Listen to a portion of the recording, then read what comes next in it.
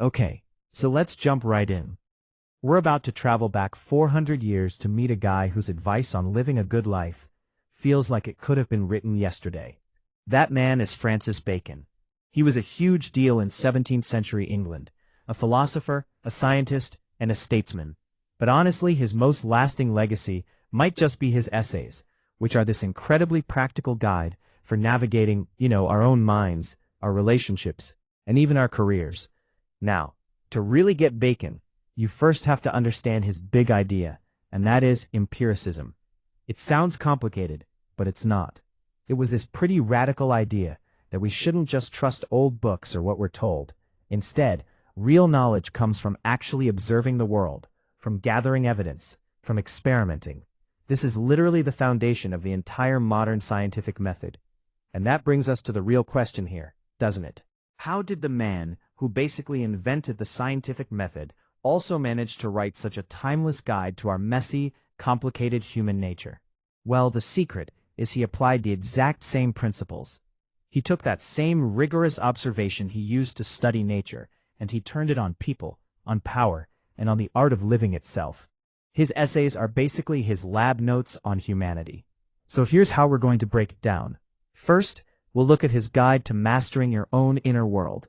Then we'll get into his advice for navigating our social lives. After that, we'll tackle his really sharp insights on power and ambition. And finally, we'll wrap it all up by looking at his wisdom and what it means for us today. All right, let's start with part 1, a guide to the self. This is all about what Bacon had to say about building character, finding virtue, and becoming truly resilient. So Bacon had this really interesting take on truth. He basically said that a lot of the time, people prefer lies, not because they're bad people, but because a comforting lie can feel a lot better than a difficult truth. But, and this is key, he argued that hunting for objective truth, both out in the world and inside yourself, is the absolute bedrock of a meaningful life. Because think about it, without that, you're building your whole life on a foundation that just isn't solid. And speaking of building something solid, for Bacon, hardship wasn't just something to be endured, it was a training ground. He really believed that facing tough challenges is what forges our character. It's in those moments of adversity that we develop things like patience and real fortitude, the kind of deep strength you just can't get when life is always easy. Okay, so let's move on to our second section, navigating social life.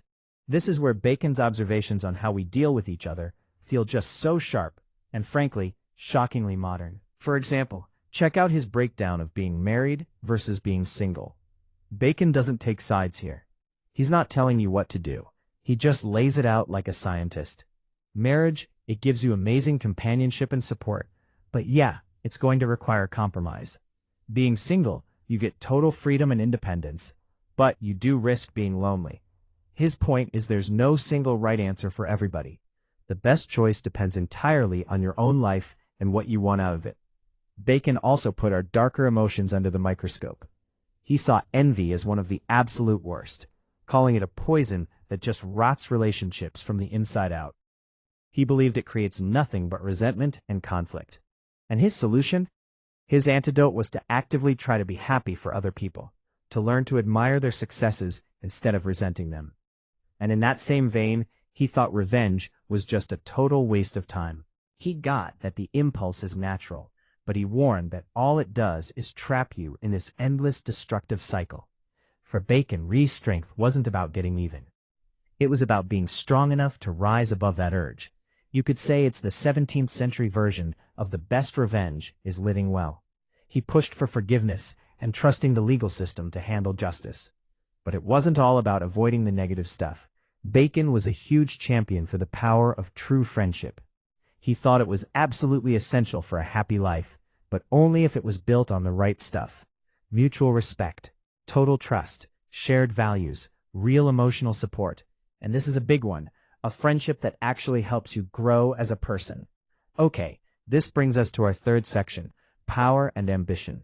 And this is where we see Bacon drawing directly from his own high-stakes political career to offer a guide for anyone in a position of influence. Having been there himself, Bacon knew that being in a position of power, what he called being in a great place, is a really heavy burden. He makes it clear that leadership isn't just about perks and status. It's about constantly being under a microscope and having to deal with huge moral responsibilities. I mean, that's a lesson we see play out every single day, right? And this right here is one of his most important points for anyone in a leadership role. He draws a sharp line between being cunning and being wise. Cunning, he says, is all about short-term tricks and deceit to get what you want. And yeah, it might work for a minute, but in the long run, it completely destroys trust. True wisdom, on the other hand, is built on integrity and a long-term vision. That's what builds lasting respect. It's the difference between a quick win and a real legacy. So let's pull all these threads together in our final section and look at the core idea behind Bacon's enduring wisdom. When you boil it all down, Bacon's core message is both simple and incredibly profound. His whole life's work was basically a call to use the same set of tools for every part of your life. It doesn't matter if you're studying the stars,